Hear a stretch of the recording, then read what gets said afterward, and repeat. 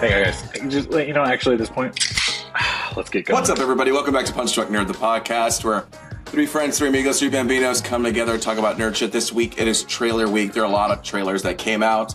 We're going to talk about them. Of course, we got the let me look at my list here. Oh yeah, Supergirl, Cape Fear, Backrooms, Mother Mary, Master of the Universe. When we're filming it, it's also April 1st. We're going to talk about some prankies. And then we're going to talk a little bit about what we're into. You know, I watched Project Hail Mary, so I'll talk about my views. Ed was in Mexico. And Miguel's got a little bit of a MCU update. But before we do all that, let's properly introduce ourselves. My name is Luis Gonzalez, and with me is Miguel Sanchez. And Deadpool. Before we go into our Supergirl chat, Miguel... Tap your mic. Wait. Okay. I think I know what's happening. Okay, I'm back. There you are. Ooh, God. Damn, we had a whole intro. You know how long that intro took? That was like 60 calories of activity. I didn't want to interrupt you. You know, you were on a flow. I was in a groove there, wasn't I? Yeah. All right, whatever. So they just released the full-length trailer. I'm so glad you passed it to me too, because I watched this but without sound. What? Earlier, I was trying to catch up on all of them before we got started. This is the one you didn't watch? And then also in my mind, I was like, if this movie is going to have a chance with me, and not that I'm dreading it or anything, I just think like I was good on the first trailer. Like, let me see what it is. Superhero trailers have a knack for overexposing sometimes. Okay. And I already got the vibe in the first trailer. I was content with the first trailer. Yeah, I mean, the latest and greatest from DC Studios, not James Gunn. But I'm sorry, just real quick. This was like a totally different vibe from the first trailer. Yeah, I'm surprised. I agree. I thought the same thing. You bitch! You thought the same thing. Okay. I was not expecting this. You know what I mean? It's like, oh my god, the dog's in danger angle from this movie. You know what I mean? It's like okay, Superman had all these comic book characters. The world's ending, right? Tearing apart the planet or whatever. And this one's like, no, we're gonna fucking save this dog. And again. No, I think it's a little more. I think they were just setting that up in the first movie. I think they were like, nah, you got to pay attention to this dog. This one's like, no, we give a shit about this dog. Sure. Yeah. Okay? I mean, if you heard the trailer, you would know. Yeah, but if you saw Superman, you would also agree with the fact that they're saving the dog again. Listen, Ed, I think everyone understands. The very reason he surrenders himself is he's like that dog's out there. He's not a very good dog, but he's probably lonely or whatever, or very scared. He is going out to save the fucking dog. I think the problem is that Ed is not a dog person. He hates dogs. I hate dogs. Okay? I beat the hell out of my corgis. He like is constantly like trying to just back out without looking. I can't wait for them to die so I can use them as footstools. This is the first time I talked to Ed in person in like 2 weeks. Hey, Ed, it's good to see you, John. I'm sorry. We were getting a little angry there, man. That's my bad, dude. I'm just like it. This is also directed by Craig Gillespie. Gillespie. When's the last time you heard that name, you know? Been a minute. Looking forward to it. I don't know, man. This was the one that sold me. I didn't care about it in the last one. This trailer kind of sold me because I was like, you know what? I'm a sucker. And the internet is too. I'm a sucker for, we got to save the dog, you know? Yeah. And, I think it's interesting that they're like, she's not coming to Earth. Like, she's on this, like, galactic adventure, but at least there's, like, a reason for her to do that. We'll get a little bit more of that, like, Krypton. Whatever. We all know the story that the planet blows up or whatever, but it's like, okay, let's see it from a different angle. I like Millie Alcock. Yeah. I don't know. This one's kind of sold me a little bit more. I love the fact that James Gunn isn't directing this movie. And I'm going to talk about it a little bit later. Yes, talk about it now. Why say what later? No, I got to. Hey, Luis, the first time I talked to you in a couple weeks. Fuck you two, all right? Can we just start this podcast? Can you guys let me transition into some topics, okay? I'm going to camera off the rest of the time. No, I just want to say, like, in sci-fi movies, we are getting this kind of, like, Guardians of the Galaxy-ification of like sci-fi movies, because like we're going to talk about Masters of the Universe later, and I think there's a couple of moments there where I want to mention this. But like obviously mostly prevalent with the DCU right now is like James Gunn is the leader. are we? Is this how? I mean, we talked about lanterns a couple weeks ago. Like, is this the vibe of the DCU? Is this like kind of Guardians look? This one I feel like kind of toned it down just a little bit, and I started to feel a little bit more of like another creative coming in. So I got a little more intrigued by this one, this trailer specifically. It was also our first look at Jason Momoa as Lobo. I think it's right. Le Boss. And he's Cajun, you know. He's a Remy LeBeau. You know what? This one is the most like, yep, that's Jason Momoa. You know, like, of course this is him. You know, Yeah. So I don't know. It could be a lot of fun. A couple of quippy lines between the two of them in the trailer. I am a little more intrigued with this one, but you guys remember that I did not love Superman. So this is going to be like, it's Superman, Supergirl, and whatever like the next one is. Like that'll be like the trinity of, okay, I don't like the DCU, you know.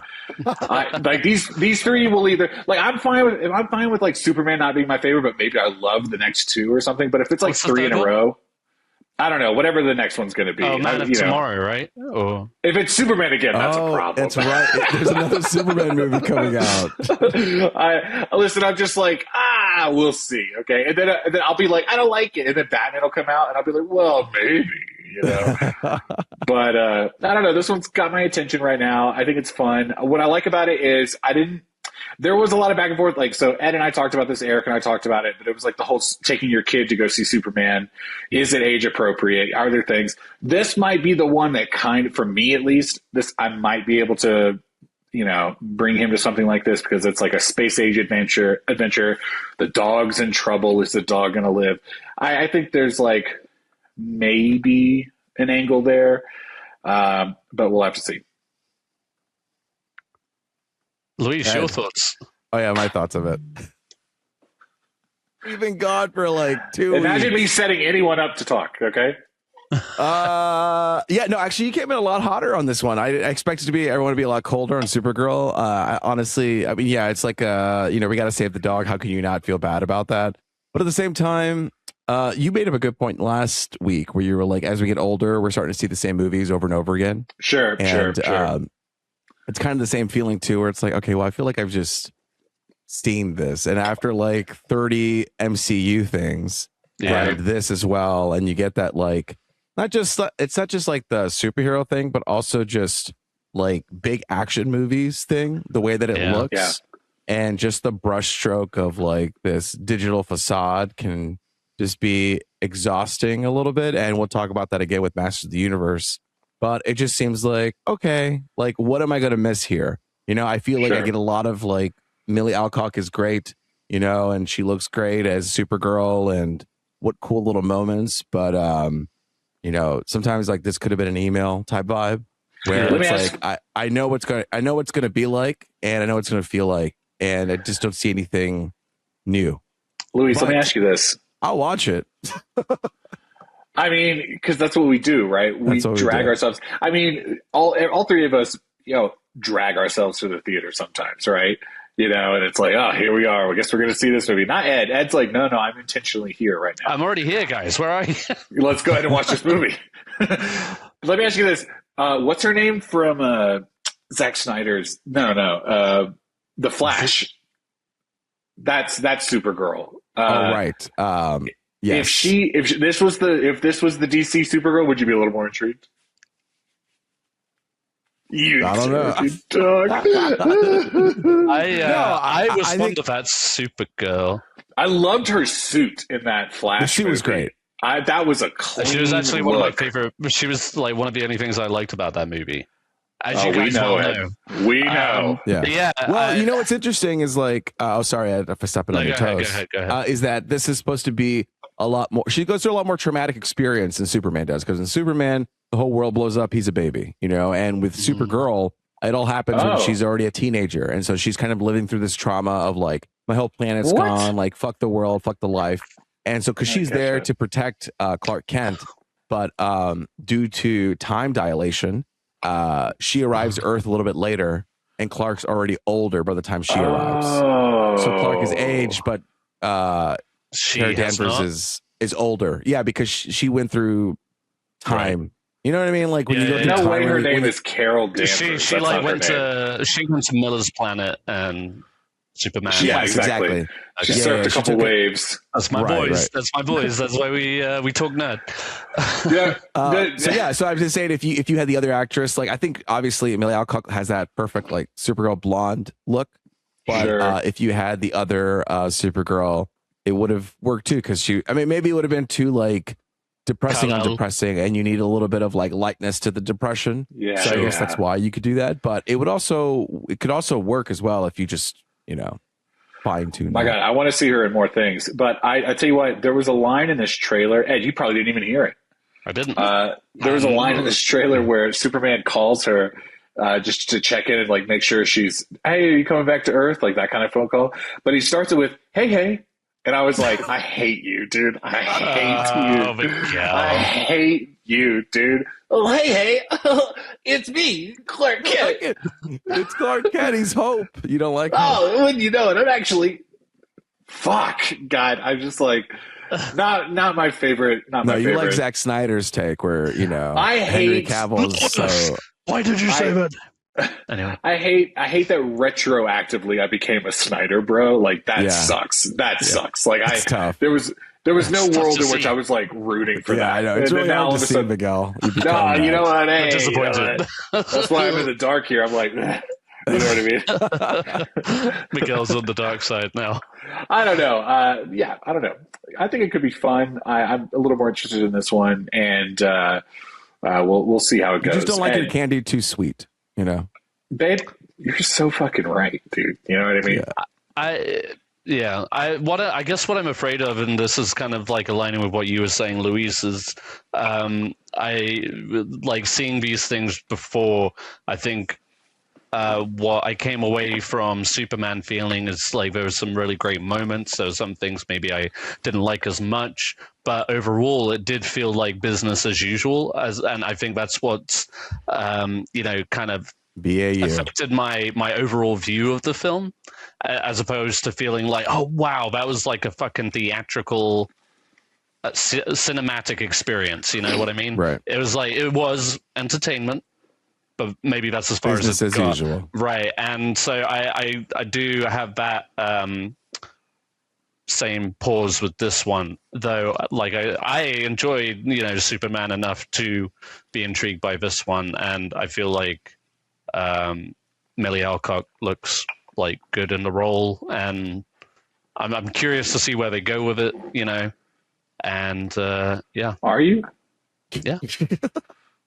So because I was just like, I didn't want to spoil more, I didn't want to. I want a surprise. Well, let's move on. Let's keep it going. Keep the train rolling. Miguel. Don't be scared. But we got Cape Fear next on our list here. They've transformed the book into a movie and the movie into a show. Produced by the movie was actually made by Martin Scorsese, and originally it was going to. I'm talking. So there was going to. No, you're right. No, but in this one, the reason why I'm bringing that up specifically is because it's produced by Scorsese and Spielberg, and Steven Spielberg was actually supposed to direct this originally, and then he handed it off to Scorsese and was like, "Here, I think you should do this because I'm going to go do something else." So they're coming together to work on this show. Yeah, because the first one was it like a TV movie though, or was it like a movie? The very first one, no, it's a movie. It had like. Gregory Peck and Robert Mitchum in the title. Are you looking that up right now? Huh? No, I was trying to look up when that movie came out, and it was. You already knew Gregory Peck was in the first Cape Fear. Yeah, and Robert Mitchum. Robert Mitchum. You'd kill a trivia night, wouldn't you, Ed? Dude, you fucking would. Those are words I've never heard uttered in my entire life. Gregory Peck. Ed. He's Samuelson, Jeffrey Keely, the Roman Holiday, Barney Tibbles, To Kill a Mockingbird. My goodness. Oh, okay. No, we're not gonna. My goodness me. Okay, like don't act. No offense, Ed, but don't sit there and act like. Well, obviously, Miguel, the cinephile, should know this. Okay. Well, anyway, yeah, they're both like equal. I haven't seen that one. I have seen the Scorsese one, and it's actually like one of my least favorite Scorsese films. Talk that talk. I agree. You know which version I prefer? The Simpsons version. Yes, fuck yes. With Sideshow Bob. Hell yeah. Good shout. So there's been 3 adaptations. Right. And I feel like you're like ready to explode about this. So go for it. If anything, it's just guys. I actually have some thoughts, and I thought, no. Yeah. What do you think? No, Ed, go ahead. No. So like this has Javier Bardem as the villain role. Cape Fear is one of those stories that I like on paper. Like I want to love it. You know what I mean? Okay. And when you've got Javier Bardem coming in to play a fucking psychopath, that can only be good, right? Right. He looks like he's having fun with it. Exactly, yes. And then but on top of that, you have Patrick Wilson and Amy Adams. Miguel, you know Amy Adams, right? You know. He's a Snyder boy. Of course he knows if Amy this is Adams. what the episode's going to, if this is what the episode's going to be about, let me hop off real quick, okay? 'Cause I'm not about to do this, okay? Fucking boo. I love you. So anyway, that trio, on top of Martin Scorsese and Steven Spielberg producing it, on top of the fact that Apple TV shows so far are pretty good. They're pretty good, the ones I've seen anyway. So yeah, I'm like I said, it's a story that appeals to me. I just didn't like how it played out in Martin Scorsese's film, but I'm looking forward to it generally.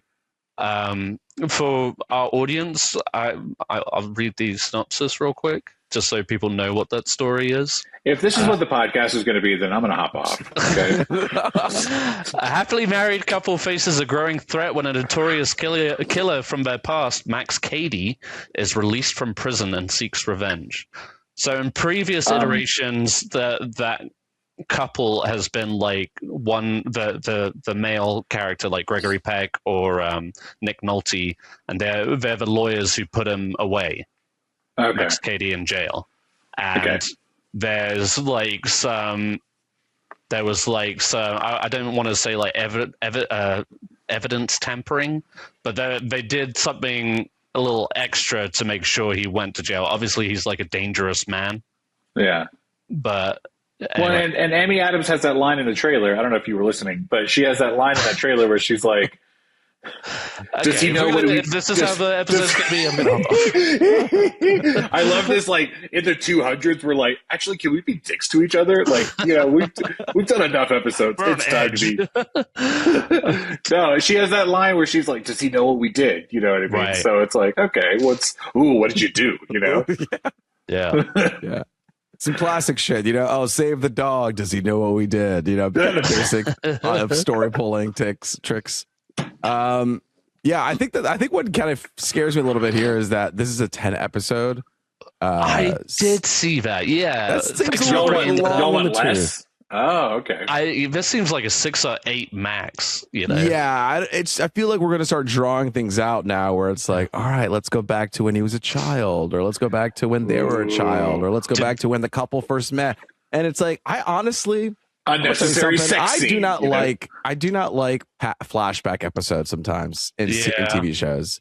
Like they dedicate an episode just to go to the back, and I'm like, I moved on. Like I get what you're doing, and maybe this is like a personal thing for me, and a lot of like people love those kind of episodes. But for the most part, I'm just like, I don't want to go them past. Luis, side note, there's this like talk on the internet recently where it's like, oh, we don't do 22 episode seasons anymore, and we used to get filler episodes. Were you like a filler episodes kind of guy, or were you like, can we move on from this? I don't want to do this bullshit.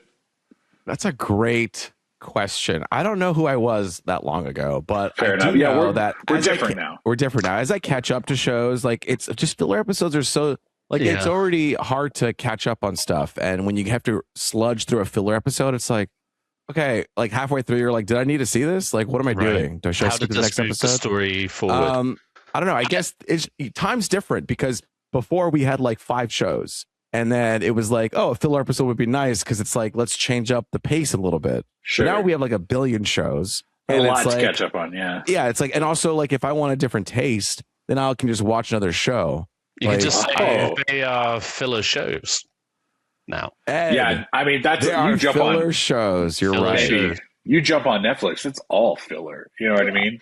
I mean, No any offense of to them now, Bridgerton, but do we need 5 seasons? You know what I mean? Come on. Shout out to Sarah.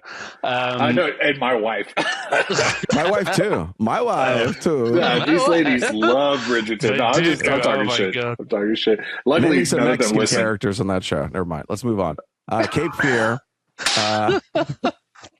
Any Latinos? Okay, yeah, Cape Fear. 10 episodes is a lot. So we'll see. Obviously, a stellar cast. We have great producers. But it's just like, how long can we play this trick? Play this out. So that's my only concern about it. I feel 100%. I would bet money on there being like a flashback episode. But yeah, I mean, man, I want to see more Amy Adams. She's been gone for a bit. Javier Bardem. What's his name in the show? Max Cady. No, it is. It is Max Cady. See, that's listen, Max Cady. That's like that's a book character. Like you're writing a book. Yeah. You're like, right. You're like, yeah. Max I'm like, Cady. what is this? It's like in Project Hail Mary, Ryland Grace. It's like, okay, who's called Ryland? Right. Yeah. I don't think that's his name, but okay, I'll watch the movie.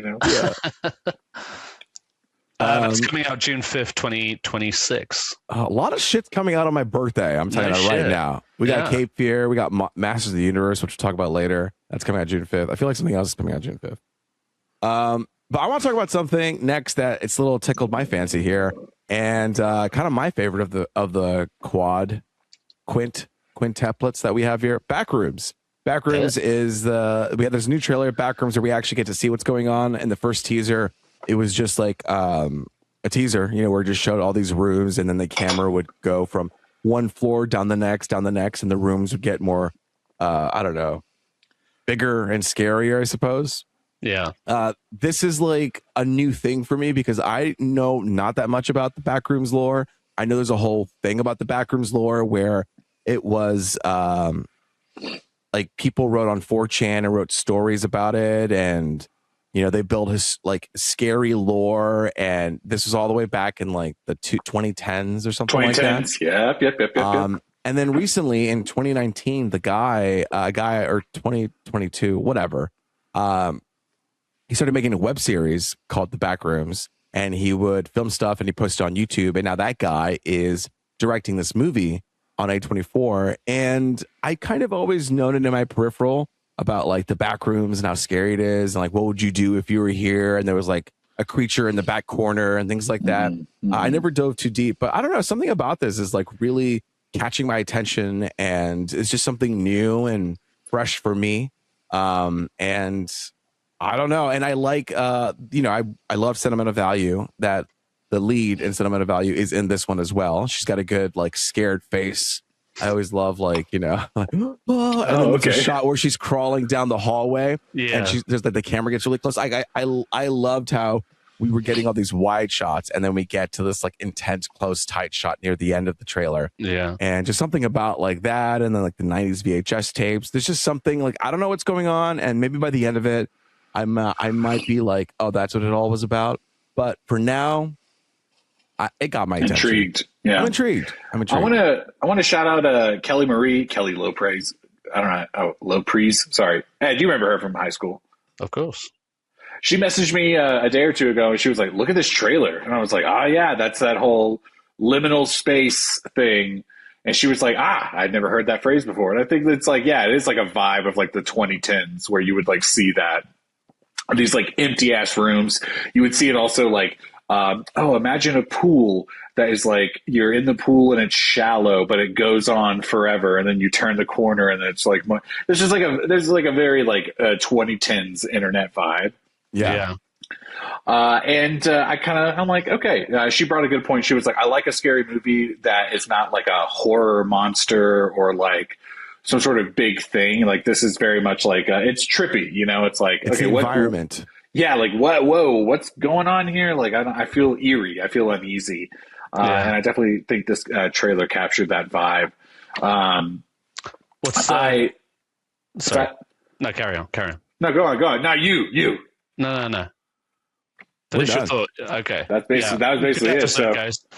No, I was going to say it's just the look of it, but also the brightness of the situation is, or like the environment is disarming in a way, because it's like a big, bright, clean. Like it looks like abandoned yeah. office building or whatever, Yeah. and where in certain most horror movies you're scared of the dark, and this like even just like looking down a hallway or on the other side of a room long enough, you're expecting something to happen, like that tension is there, even though you can see all around you. There's still like an uneasiness about it, which is cool. Like when you have to start tying yourself to a tether as you go in, that's how you know. Yeah, that's when you know. It's just like something's going to be fucked up. Well, there's that really great shot where he like looks up, and it's like the hallway continues up into the ceiling, and it's like, oh wait, why are we? No, I don't like that. What are you doing up there? You know, it's a great like premise to like start something, and I feel like it's probably the most difficult thing to land. Do you know what I mean? Because there's so much open possibilities to what this is. It's like. And then when you try to add logic, it's like when people do origin stories for villains, sometimes it can be tough. Yeah. It's like the ambiguity of it all is what makes it intriguing. And the more you kind of like... Do you remember like in the early 2010s when Catfish came out, the movie, and it was like, oh fuck, like they go to this house and like, what's the thing? And then it ends up being like, oh, it's like a person that's not who they are, you know? It's like now Catfish is like this like big thing, like you understand. Yeah, what's up, everybody? We're here to go check out some Catfish. Yeah, exactly. It's like is this what this is about to be? Like the back room is just like the basement, you know? You're like, I didn't realize we were doing that, you know? But overall, it seems like I mean, I don't really. It looks cool to me. So this is probably the one I'm most interested in these trailers. It comes out May 29th, 2026. It's 105 minutes. Directed by Kane Parsons. Kane Parsons, which I looked up. He hasn't really done anything else. He did the web series, and then A24 was like, you're doing a movie now.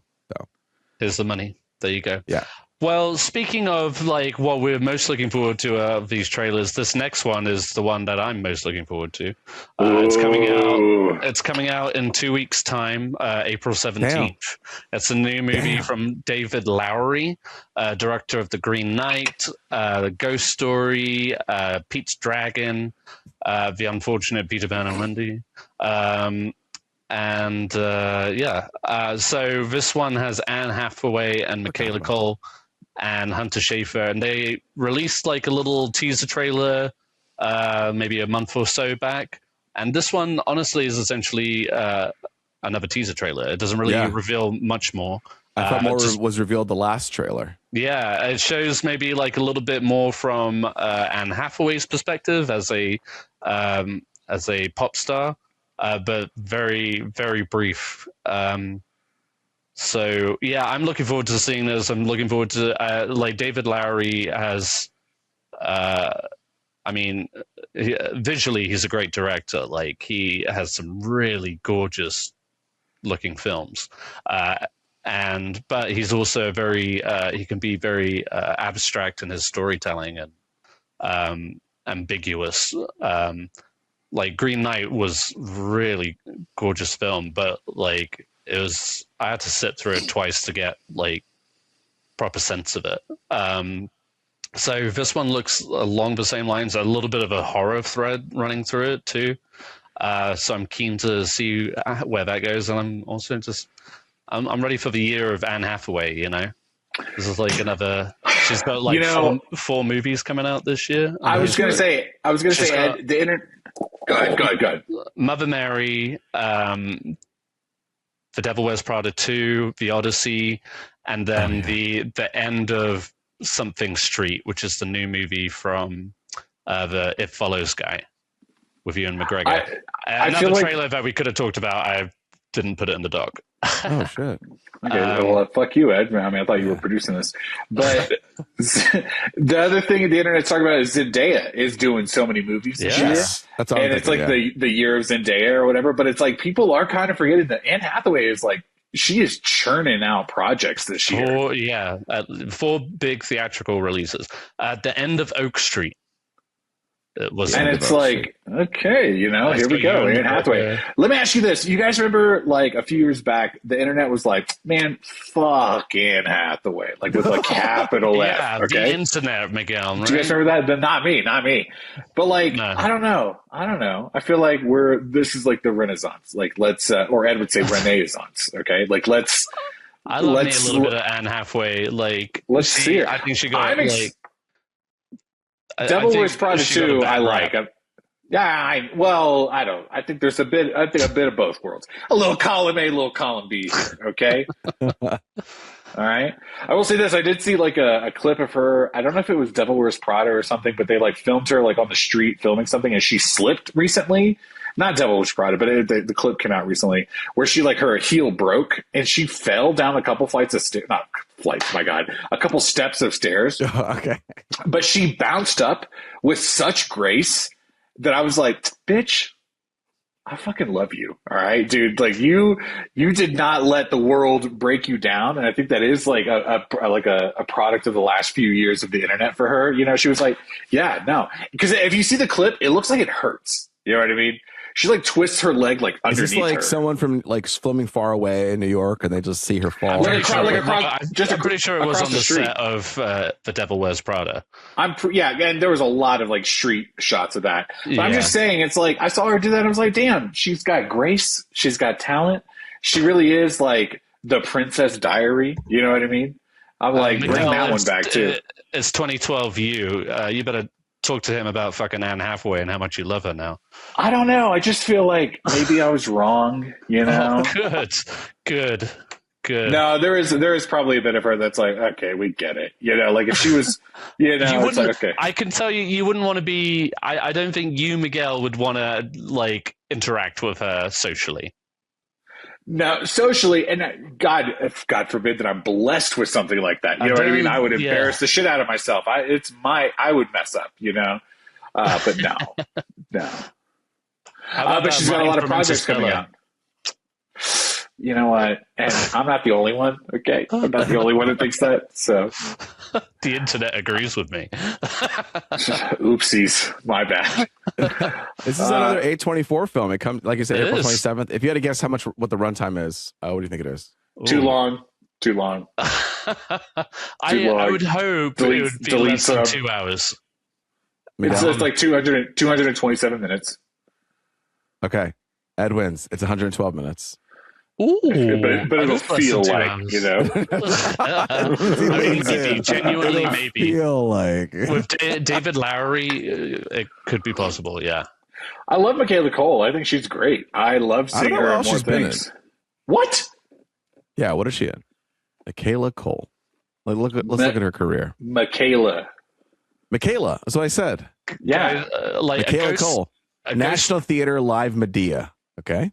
Monsters, Dark Continent, A Star Wars: The Last Jedi. She was a Resistance monitor. Yeah. She was also in Wakanda. What's a Resistance Forever? Monitor? Wakanda Forever. The TV show Chewing Gum. That was her big thing. That's like what brought her to the mainstream. I was about to say like that's it. Star Wars and then Black Panther. No, my God, Michaela Cole rocks, dude. Okay. I was going to say Destroy You. Ghost Story, David Lowery's other film. That movie is an hour and 30 minutes, and I definitely fell asleep during that one. Ed! I know! No! I know. But that was like back when I used to like smoke before a movie, and I don't do that anymore. Hell yeah, brother. Oh, okay, never mind. All right, so that Mother was Mary, not the movie to do that too. I'm looking forward to it. Probably number 2 film. I think this was Miguel's number 1 film here, right? Masters of the Universe. Shut the fuck Masters of the universe. Listen, I'm gonna tell you this right now. Let's just get it straight up on the jump. Like, I don't understand. I don't know anything about Masters of the Universe, like He-Man or whatever. Like, I didn't follow that show. Luis, you're in your 40s, so you probably watch this a lot. Never saw this show. I don't know what this show is. All right, but I'll say this. Me and Pat said we're Gen Z. Okay. I will say this. Like, I know Masters of the Universe, like, just like kind of like on the side. I recognize the characters a little bit. I did not want to see this because I'll throw it out there. I don't give a shit about Jared Leto. I don't like him. I think the way he like moves through life sucks. I'll take one more million Anne Hathaway performances before I get a Jared Leto one. Should have been Skeletor. But Anne Hathaway kind of would have knocked that shit out of the park. Okay, like a lady Skeletor, get the fuck out of here. All right, I would have watched the shit out of that. But I will say this: the moment in this entire trailer that sold me on seeing this movie was Jared Leto as Skeletor. Okay, like his fucking dialogue right at the end, where it's like he's a skeleton. He has no lips. You have the power, but you don't use it. But he's playing it, and it's like, I don't know if they've modulated the voice or whatever, but it's like he's playing it like, I don't have lips. I'm a skeleton that's speaking with teeth. And it's like the thought process to do something like that. And it's like the jaw underneath, like even like moves weird to like hit like some of the dialogue. And it's like, oh my God, that is how you would sound if you had like no face, you know? And I was like, God damn it, he sold me again. All right. I mean, so I was thinking, listening to it though, had I not known it was Jared Leto, right, it could have been anybody. Yeah. Like, and that's what kind of perplexes me about it, is like, it didn't have to be. This movie probably could have saved a couple of mil by just like using it on, you know, visuals and then like whatever voice. They did actor. it with that the horror house movie with Rosario Dawson. Was it with her? The Disney haunted house movie. What's it called? Haunted Mansion. The voice thing. He was the ghost. He was like the antagonist ghost, but it's like you couldn't even tell it was Jared Leto. It was just him. It's the same thing situation happening. I mean, I guess they hire him to do the press tour, so that's pretty much what you're doing. But yeah, let's see what costume he shows up on. Yeah. For his press tour. Yeah. I don't know. This was one of those, when I talked about Supergirl earlier, like this is like the Guardians of the Galaxy type sci-fi that we're seeing. It is like every sci-fi movie feels like they have to do this. I get why like the CGI aspect works in terms of like the space, you know, like the planets in the space and things like that.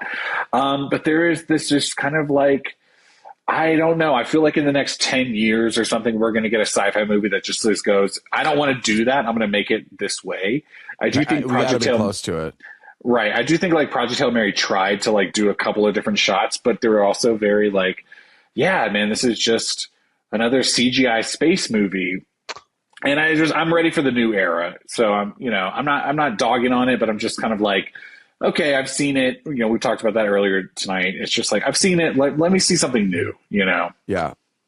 I will say again, this is like one of those things that on paper, I'm looking forward to. Like, I saw the Masters of the Universe movie from the 80s. And that one was in the theaters. Very much of its time. You know, but it had like some cool elements to it. I like that kind of fantasy sci-fi look, you know, where it's almost like magic versus science kind of element. And also, you know, big swords, muscly guys and fighting to the death and over, you know, for the survival of the galaxy or whatever. It's something that I hope it's just enjoyable. Luis, I think when the teaser trailer came out, you mentioned kind of like a what's it called? Dungeons and Dragons kind of vibe.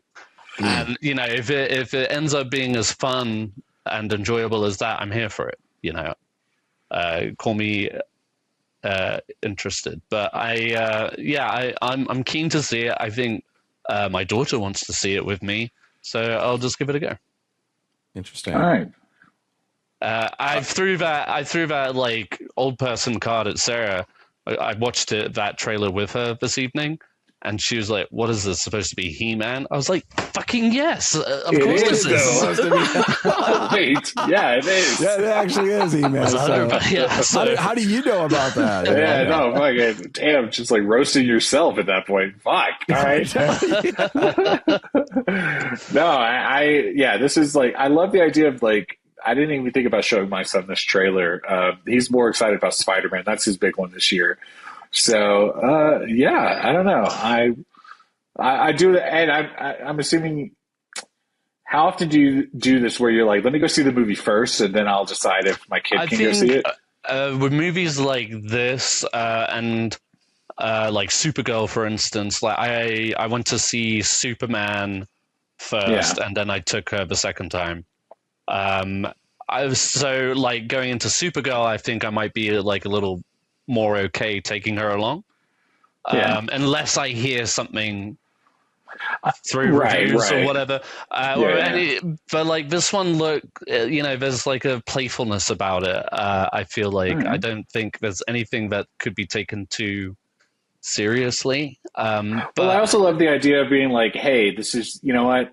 Maybe you don't go see it, and you're like, let's go see this together. This is, hey, oops. If it's too scary, like we did that. Sorry. I took her to go see Fantastic Four blind, and that one actually got more of a like a negative reaction from her, but purely because of like scary moments. You know what I mean? So it's but to that point, she is like opening up more to like live action stuff. She just watched the 2 National Treasure movies with Sarah whilst I was away this weekend, and apparently really enjoyed them. So, so they had to wait for you to leave the country to do that, huh? I would have watched. I told her I would have watched National Treasure with her, so I was a little bummed about that. Sure. But I couldn't. Well, you weren't actually involved. Anyway. Well, I mean, I'm kind of intrigued. I'm still in the phase of like, I'd like to see the movie first, but I definitely think in the next couple of years, showing my kid just like outright, oops, here we go, let's go see it. Do it. Oh yeah, that was trailer talk. Thank you for showing up. But we got a whole other episode left. A lot of topics here in the feature discussion. And let's talk about this now. But it's all encompassed. And I really only did this because Ed was like, "Do we have anything to talk about?" And I randomly had this idea. We don't have to do it, No, let's do it. We're here now. Well, let's talk about this now. Yeah. Guys, today, as we're recording, is Wednesday, April 1st, and I just want to get out in front of this and say, guys, I fucking hate pranks, okay? Like, I hate pranks. I hate gotchas. I hate little, like, dumbass, didn't you know it's April 1st? I hate that vibe. But some people are really into it, okay? And I want to shout out Winston from New Girl. That was, like, his whole character arc. Not arc, but it was like his whole thing was like, I love pranks. But I mentioned that because it's like there are people out there that live off of that shit. That's what they love to do. I don't have it in here, but I am going to talk about put it on the internet. I am going to talk about roast beef in here in a second. And yes, pranks in the age of the internet where everything is filmed and how it doesn't feel like a natural, organic prank anymore. Now it feels like, let me film the most absurd thing to happen so I can get clicks and views. But let me ask you guys this.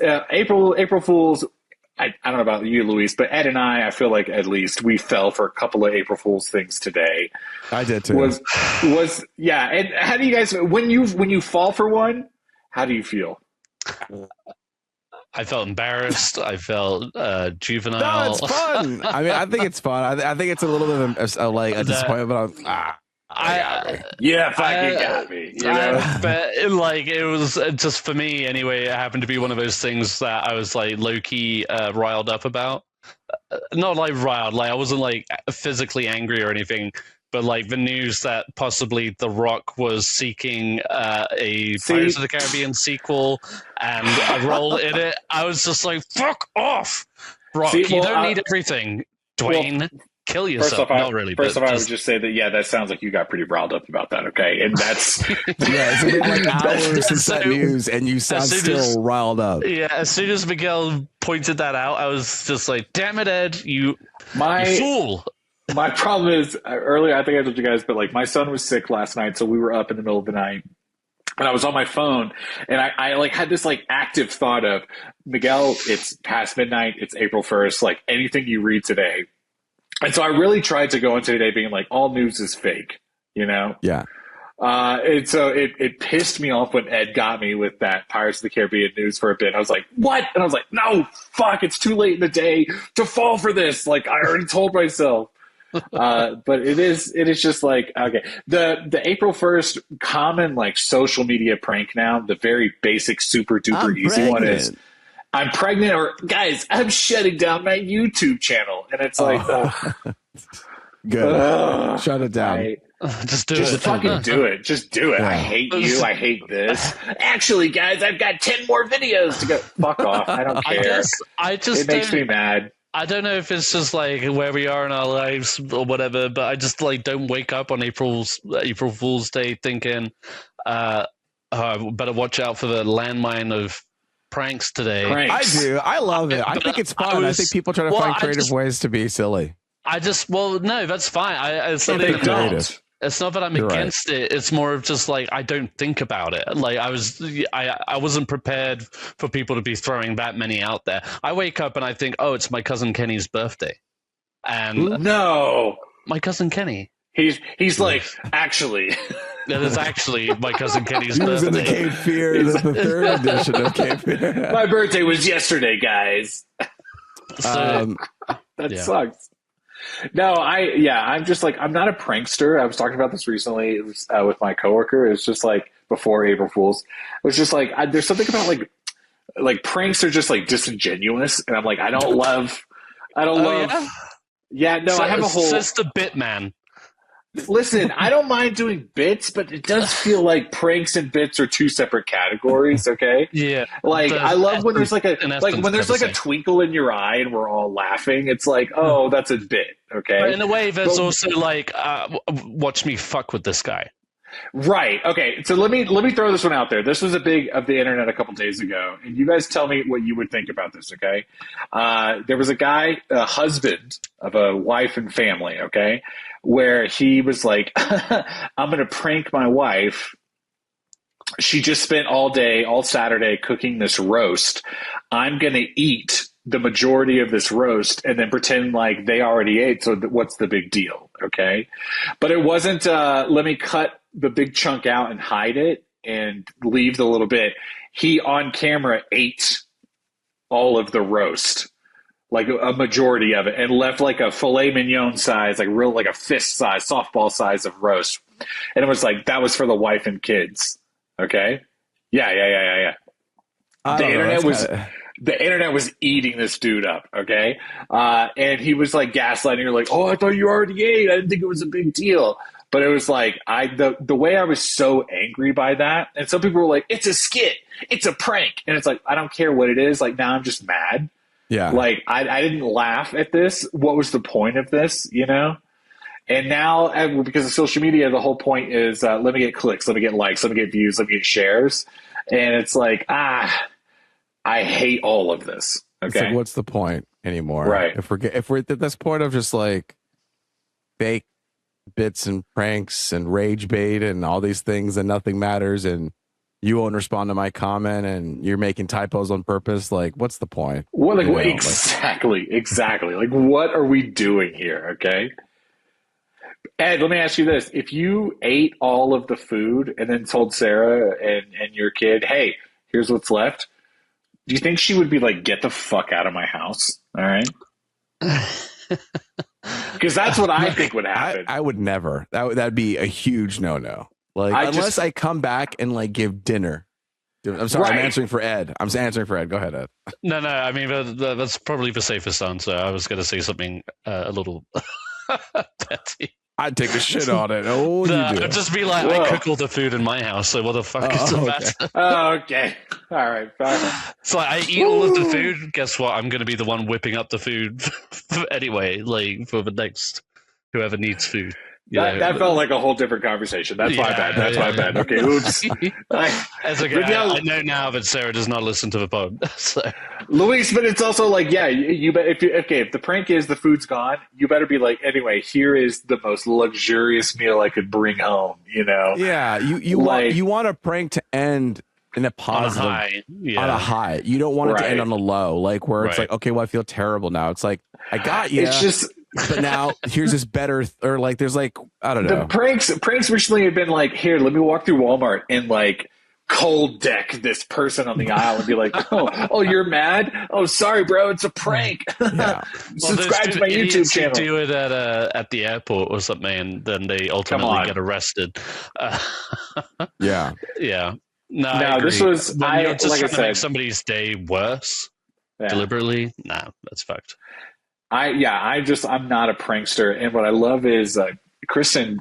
We're both on the same page. Like, we are not that family, but I do feel like there are people that are like, they both lock in where they're like, oh, wait till I prank you on this. Yeah. And I just feel like if I met that person in my romantic life, in my friend life, I would immediately be like, hey, we're done. Okay. Like I am not interested in this like buffoonery. You know what I mean? I think I've done a few like mini text pranks at my share where like, Luis, are you being serious right now? Is what you say to me. I mean, like a tiny little haha is one thing, but it's like if you like alter my daily life in some sort of like drastic way, it's like, hey, absolutely go fuck yourself. Okay. Like right. this was, did you try to start your car? And it's like all the gas is gone. you crank it and it explodes like Casino. You're like, no, I don't. Lily and I had something going for a while until it went a step too far. Go ahead. I made the mistake of telling her when I was a kid, I used to put soap on my sister's toothbrush. So when she was brushing her teeth, it would just like be gross. So Lily started doing that to me.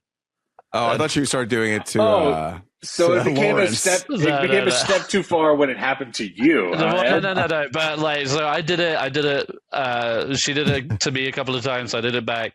Got you. But then one day she put a bunch of soap in my mouthwash. And it was like a fresh bottle too. And I took a big gulp of it, like swirling it around, and I was like, oh no. And so I literally had to pour out a whole fresh bottle of mouthwash. And I was just like, all right, now this has gone too far. So what I would say in that moment, Ed, is first off, hilarious. Okay. Good prank. But also it's like, it's literally disrupting his daily life, what you hate. You introduced that, and she's like, I thought this was chill. I thought that's what we were doing. You know what I mean? And it's like, now give me your tooth fairy money, okay? Go ahead, give me $5 because that's mine now. All right. Consequences. Anyway, I couldn't do it. So you want to know what we're into? Let's fucking get there. All right. Yeah.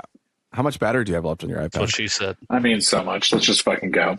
Oh, okay. You were so concerned earlier. Yeah, no, I got 9%. We're good. I'll plug it in. It's fine. Okay. I'll plug it in from my phone. You're living like me now. See, that kind of laugh is a prankster laugh. Miguel, you have some quick updates. I do. Do you guys know? I was going to say, sorry, before one thing, because I love to hear myself talk. Brand New Day, the Spider-Man movie, that title came out on April 1st. I was like, oh, that's hilarious. What a terrible title. And then after a while, I was like, no, that's the actual title. It's like, no, it's April 1st. Don't worry about it. And then it's like, no, that was the title. No, that's. And I was like, why the fuck would you announce that on April 1st? But that's actually the worst. It's like when there is real news on April 1st, it's like, just hold, Yeah, hold it. Let's go ahead and wait till April 2nd. Okay. Anyway, I'll be real quick. We did. I got you guys know I'm watching the MCU movies with my son. We are kind of moving forward at a really fast pace. We are skipping a lot of like well, I don't want to say fillers, but Ant-Man. I'm just trying to show him like the big ones because he wants to watch Spider-Man Brand New Day this year. He wants to watch Doomsday at the end of the year. And I told him, if those two movies we're going to watch, we have to like understand where the MCU is. So we started watching the MCU. We paused at Civil War because we were like, okay, let's take a break. But we ended up going to Spider-Man, the Tobey Maguire, Spider-Man 1, Spider-Man 2. Oh, shit. Because Spider-Man A Brand New Day is coming out. So I was like, let's prep you for that. And then I realized like a couple days ago, actually, if we watch Brand New Day, you might be spoiled on a couple of like a couple of big Avengers moments. I know it's already happened because we were talking about doing like No Way Home and things like that, but it's like, I need him to understand that Iron Man dies. Oh. And I'm like, maybe I don't want that spoiled. So we jumped back to today. He stayed home from school because he was sick. So we finished Civil War. That's the big one I'm going to talk about. He was locked in for this whole movie. We did take breaks just to kind of break it up, but every time we locked back in, he was super into it. I did kind of had to explain to him, and Ed, I'm curious how you would say this to your kid, but I just had to kind of like broad strokes explain like, well, the government's bad.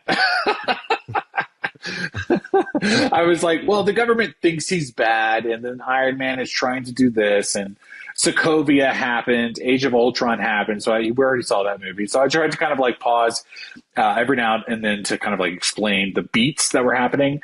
But dude, he locked in the final battle of that movie. Once they got to like the silo, he was like, oh man, guys, don't fight.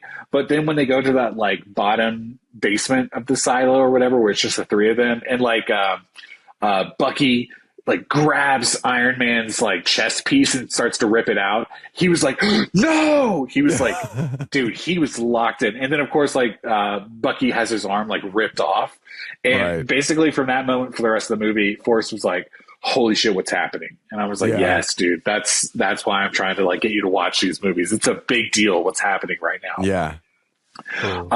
But it sets up, first off, just like broad strokes, dude, Civil War is great. And it's just like, it's really good. Every time you go back and rewatch that movie, you're like reminded of, fuck, this is such a good MCU movie. We then jumped, and I told him, because there's like a couple of Black Panther beats, and then of course like Thor to Infinity War is about to happen. So I was like, well, you can either watch Black Panther or Thor Ragnarok right now. What do you want to do? Even though Thor comes out first, and it's,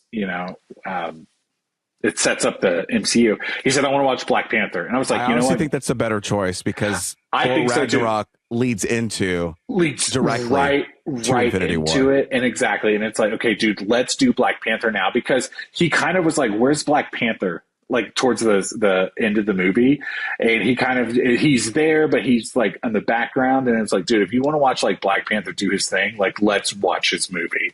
So we did that today. Also, we did Civil War. We jumped into Black Panther, and then because he was sick, we started a couple of comfort movies where he watched Into the Spider-Verse and Across the Spider-Verse back to back. Nice. For like 5 hours, we were watching Spider-Man movies. And I just gotta say, dude, like, I am surprised at how much my little 7-year-old has like locked into the MCU, a broader Marvel universe.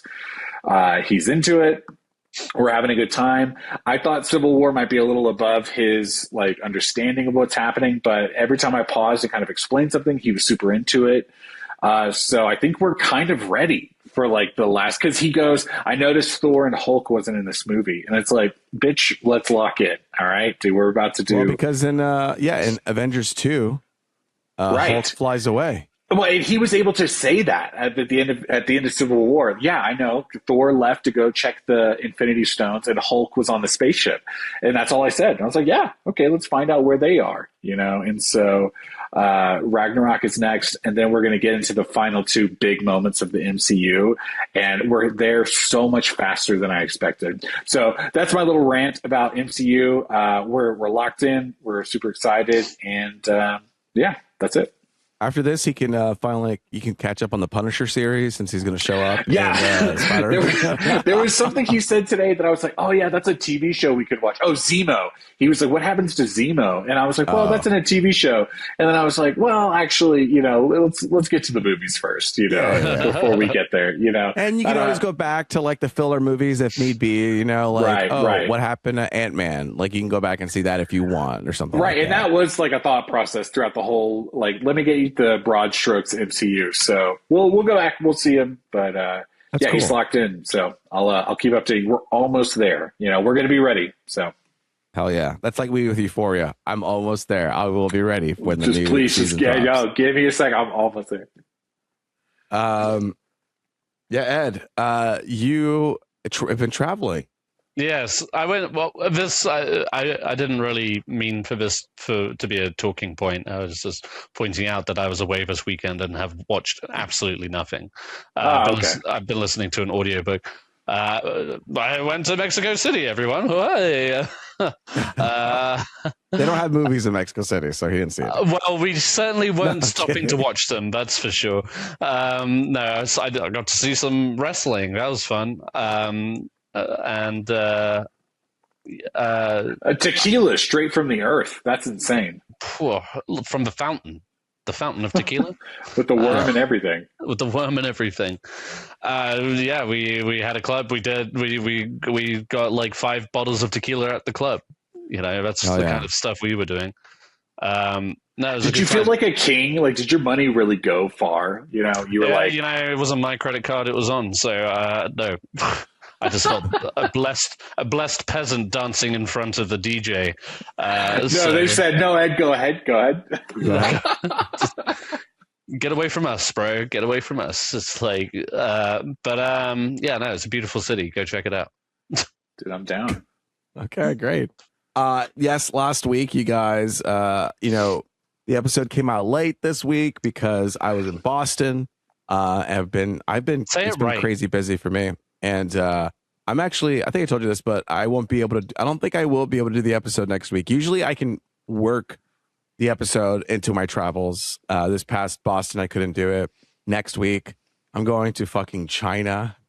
I've never been to that side of the world. So my 7 p.m. will be 10 a.m. there on a Wednesday. We're just not going to do it. Yeah, we'll skip it. You're going to skip it entirely? I'm skipping HelloFresh next week. Let's skip the China episode. That's so funny. But Mario comes out this weekend, and you're going to go see it with Eric. Yeah. But we'll just do it. You want to talk about Mario and fucking Yoshi and Star Fox? I want to talk about the drama.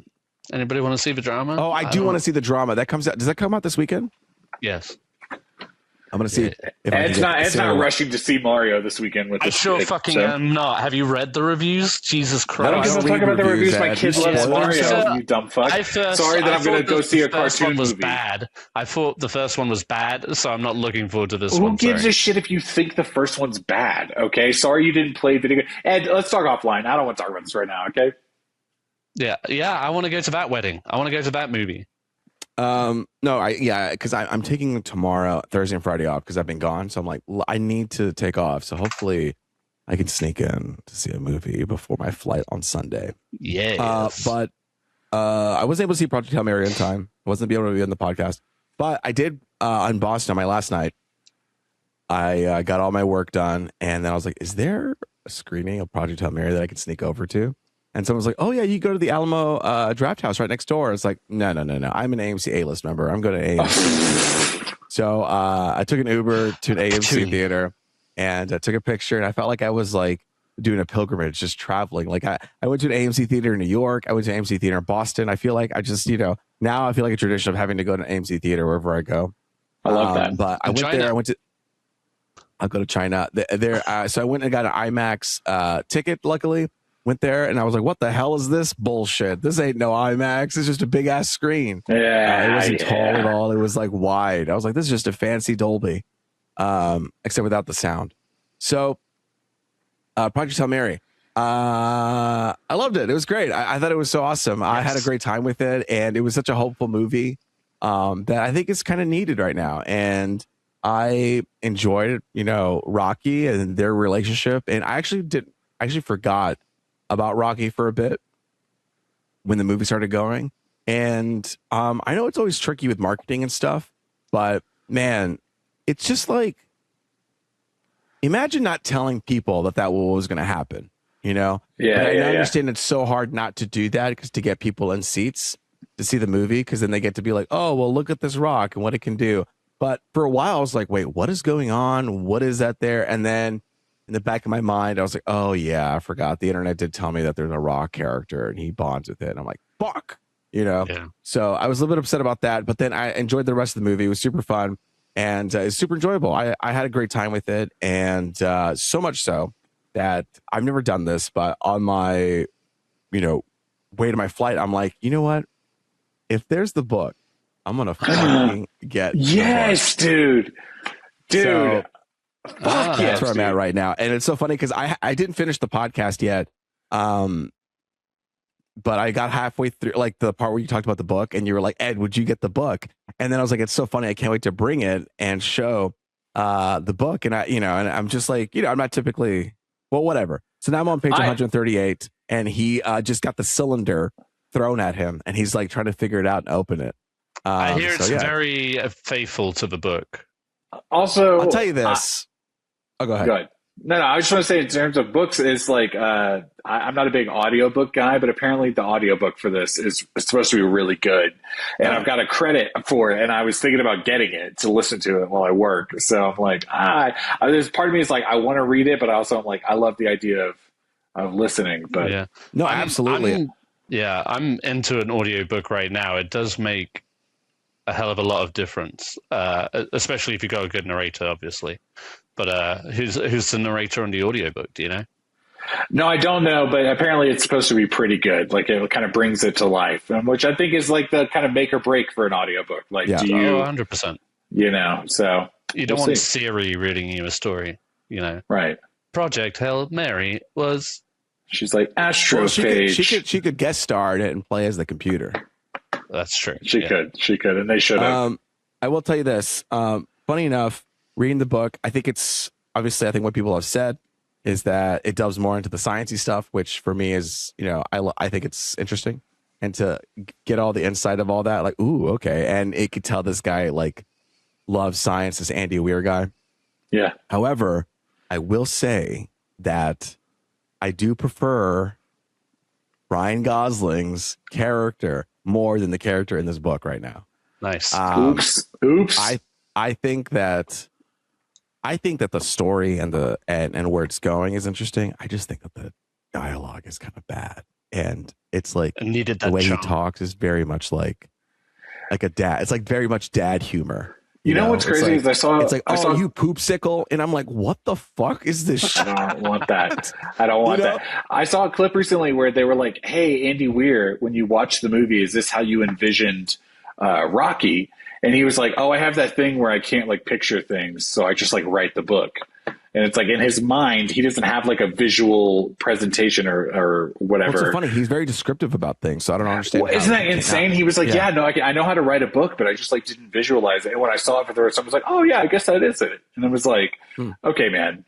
He describes the ship, and it's like the hole and the thing, and it's like, okay, well, clearly like you're showing a thing, but like I prefer Ryan Gosling's like take on it, and it just has a lot more like personality and human aspect to it. Here he's kind of like just going he's riding the story wave. He's like, oh well, I'm doing this and this and this and this, and in Project Hail Mary the movie, he's struggling with like, I don't want to go, I don't want to do this, and I think that's just a little bit more interesting, and you can get a lot of more like nutritional story value from that. But outside of that, it's cool to like, now that I've watched the movie, I know it's coming, so I can kind of like get all this ancillary like extra material from the book. And I think that so far it was paced like from taking it from the book to the movie, the things that they cut out and adjusted. I was like, yeah, I kind of get it. Like, I think it makes sense for some of those things. You haven't read the whole book yet. No, I have only got 100 pages. No, It's like it's I'm like just when saying people up were to like 100 one battle after another. I saw the first 10 minutes and this movie fucking sucks, and you're like, oh, okay, all right, well, Okay, well, hold on. I'm just saying, like, with the changes that they did, I was like, I think that they're like, yeah, I think those are good changes. Like for a movie, to do it for a movie. No, no, for sure, for sure. It's like we got to get to this point. We don't have to repeat beats in a movie or in a book. It feels like you have more of a liberty to do that. Yeah. But again, I haven't met Rocky yet, and this is, how many pages is this? This is 476 pages. But yeah, a really great time at the movies, and loved how it kind of ended. And you know, when that played, that song, when they sent out the little Beatles back to Earth, and they were also able to play the Beatles song, like I'm going home. Yeah. And then he's going to Rocky, and it was just like, yeah, you are going home. Like Rocky is your home, you know, and that's where you like need to be. And it was this whole thing of like, I won't be able to go back to Earth, but it's like, And all the Rocky is your home, you know. and And all so the drones were the Beatles' names or whatever. yes, yeah. I So love that. it was like, it was, I don't know, and that's how it is in the book too. Yeah. But it was just like, that's what a clever way of kind of bringing it all together and thematically tying it with like not just the drones, but like the song and the whole point of view of the movie. And so I had a great time with it. It seems Awesome. like, you know, he's got a way of capturing it. And like Drew Goddard is the writer for the writer for it. He also Goddard, and he also did The Martian. He also was like a little bit of the showrunner for the first 4 episodes of Daredevil before he left, I think. And I might be wrong about that. It might be the other way around. But either way, I think he does a really good job of kind of capturing like his intention and then reframing it for a movie. And then finally, I've discovered something about myself. And maybe Ed's already found himself about that. But I want to go to space. No, I'm kidding. I do want to be in zero gravity for sure once in my life. Fun, right? If it's that plane, you know, that goes up and down, I would absolutely pay to be in zero gravity for once in my life. But no, I was going to say is I've been listening to the score to Marty Supreme a lot lately. Like that's been like in rotation by Daniel Pemberton. Yeah. And Miguel, you're still with me? He heard you say the word score and was Then he disappeared. I don't care. Well, either way, I started listening to that a lot. Like, you know, like on my plane while I work. It's just like good background kind of music. It was what I was doing with F1. So then I was watching this movie, and I heard like little like xylophone-esque or like little chimes things, and it's just like, wait, is this the same composer as Marty Supreme? And I realized it was. And then today I'm going through his list, and I'm like, holy shit! I kind of wish Miguel was here, but he has like done some movies that, like what he did Eddington, he did Project Hail Mary. He's going to do the drama. He's also going to say he's doing the drama, and he's also doing Masters of the Universe.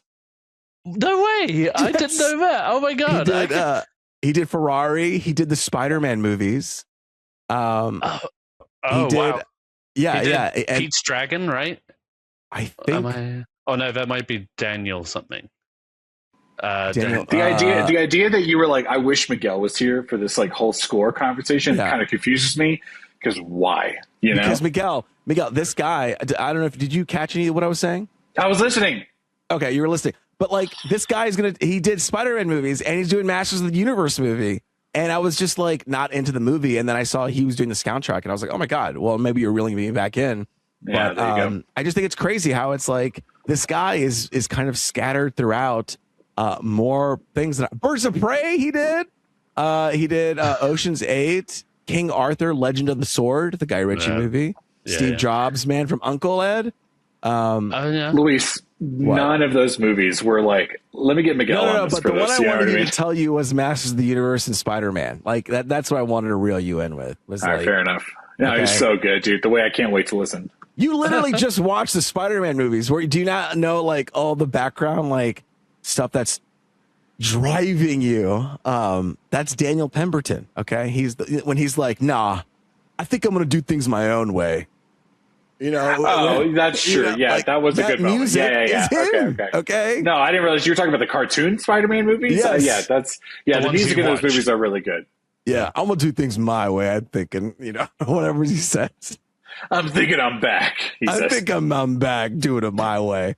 So Daniel Pemberton is kind of like, hey, I'm gonna keep my eye out for you, with stuff, and he's got a movie coming. What a fucking episode, you guys! We killed that shit. What an episode! Oh, look at this. Oh, I see a picture with these space movies and the horse. Okay. Oh, we can get to it now. Sorry, I had to listen. I walked away because I had to pee. I thought you were almost done, and then you were like, "Let me talk about 45 more minutes." I was like, "I'm gonna go pee." All right. No, I put this thing here. You're talking about space movies. We're talking about Project Hail Mary. I saw this meme online today that was like Gravity, Interstellar, Martian, Hail Mary, and it's like the flame horse underneath all of them, where it's like, oh, all of these movies are so good. I don't think all of these movies are so good.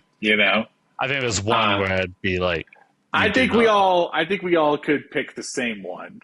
Ed, let me hear yours right off the bat. I think I know what it is. The Martian. Oh, Luis? Yeah, I mean, I guess it would be The Martian, yeah. Mine was Gravity. That's insane. I was like, well, I think Gravity is visually really good. But I gotta rewatch it. I think the story of Gravity is like a little, I don't know, by the numbers. You know what I mean? Okay. I gotta watch it. Listen, talking about Hail Mary, it's like Andy Weir did The Martian. That adaptation was so popular. Fucking what's his name did the thing. Ridley Scott. Thank you. I was trying to say Ryan Gosling. I was like, no, it's another R. I think The Martian was good, but I just think like Gravity, there were definitely moments where I was like, the story's a little silly. You know what I mean? But there also were moments in that movie where I was on the edge of my seat. So I don't know. I think there's a couple of these movies we could kind of like, it's not the best space movie ever. But there's a lot of people that also think that Interstellar is not the best space movie ever. So right. I don't know. I had a question about the movie. There's one thing that like tripped me up, but like the part where the translator kicks in, where he's like, the Rock is translating and then it speaks it out into the audio portion, like for whatever. Is Ryan Gosling's character's voice also translating back into Rock language for the Rock to understand? Yes. Is that the intention? Is that what's supposed to be happening? That's what I took. Because dialogue is both ways. He's capturing those sounds. Yeah. And assigning them on his end. And I can only assume that he was but they cut it out. Well, there's here's the answer. I don't hear the sound mix. Here's the answer is because every time he asks a question, he asks the question and he answers the last part of his dialogue. The Rock is question. So it's like clear that like there is some sort of back and forth between the two of them where he like understands like what a question is. You know what I mean? Right. But is it like this thing where like we're the Americans, so you're gonna understand me, but I'm gonna have to put a translator on you. Yeah. Wow. No, I think it goes both ways. Both ways. Yeah, I think it just like when the movie played it out, I was like, well, I don't hear the feedback of like it being translated back to the Rock. If you smell, what an episode, guys! What a fucking episode.